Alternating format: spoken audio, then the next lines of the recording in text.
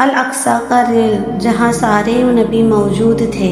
مسجد Al-Aqsa ایک جگہ نہیں تھی، ایک ریل تھا، ایک ایسا ڈائمینشن جہاں ٹائم کولیپس ہو چکا تھا۔ یہیں حضور اقدس صلی اللہ علیہ وسلم جبریل علیہ السلام کے ساتھ داخل ہوئے، جہاں موجود تھے آدم علیہ السلام، نوح علیہ السلام، ابراہیم علیہ السلام، موسیٰ علیہ السلام، عیسیٰ علیہ السلام، تمام انبیاء، اور کہا گیا آگے بڑھیے، امامت آپ کروائیے۔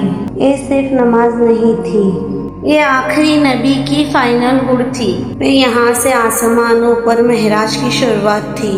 پہلے آسمان پر آدم علیہ السلام، دوسرے آسمان پر عیسیٰ علیہ السلام اور یحییٰ علیہ السلام، تیسرے آسمان پر یوسف علیہ السلام اور چوتھے آسمان پر ادریس علیہ السلام، پانچویں آسمان پر ہارون علیہ السلام، چھٹے پر موسیٰ علیہ السلام اور ساتویں آسمانوں پر ابراہیم علیہ السلام سے ملاقات ہوئی۔ وہاں پہنچے جہاں نبی گیا نہ کوئی فرشتہ، جہاں آسمانوں کی ساری حدیں ختم ہو جاتی ہے، جہاں سے آگے کسی بھی فرشتے کا سفر ممکن نہیں۔ وہ مقام سدرۃ المنتہی، جہاں نور، علم اور حقیقت ایک ساتھ جمع ہوتی ہے۔ سدرۃ المنتہی کی جڑ چھٹے آسمانوں پر ہے اور اس کی شاخائیں ساتویں آسمان تک پھیلی ہوئی ہے۔ یہی وہ جگہ ہے جہاں سے نیل اور فرات، دنیا کی سب سے دو مبارک ندیاں، اپنی حقیقت کا سفر شروع کرتی ہے۔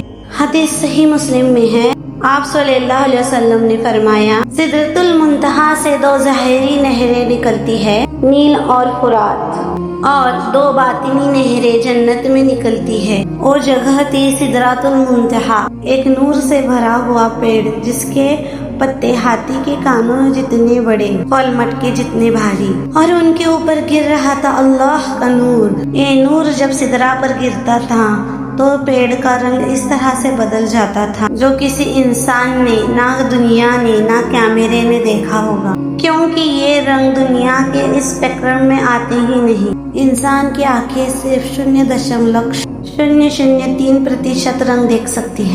سدرۃ المنتہی کے رنگ اس ڈائمینشن کے اسپیکٹرم سے آتے ہیں جہاں میٹر کا کوئی استعمال نہیں، صرف انرجی ہے۔ نیل اور فرات سدرۃ المنتہی سے نکلتی ہے، سیدھے لیکوڈ پانی بن کر زمین پر نہیں گرتی، کیونکہ سدرۃ المنتہی کوئی فزیکل جگہ نہیں، ایک ہائر ڈائمینشن ہے۔ السلام علیکم رحمۃ اللہ وبرکاتہ۔